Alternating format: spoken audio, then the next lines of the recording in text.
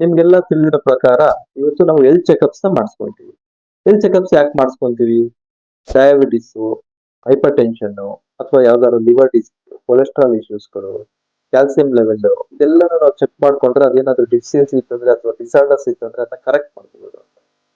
ಅದೇ ರೀತಿ gastro intestinal disease ಅನ್ನ ಅರ್ಲಿ ಟ್ರೀಟ್ ಮಾಡಬೇಕು ಅಥವಾ ಡಯಾಗ್ನೋಸ್ ಮಾಡಬೇಕು ಅಂದ್ರೆ ಕೆಲವು ಸ್ಕ್ರೀನಿಂಗ್ ಟೆಕ್ನಿಕ್ಸ್ ಇದೆ, ಹೆಲ್ತ್ ಚೆಕಪ್ಸ್ ಇದೆ.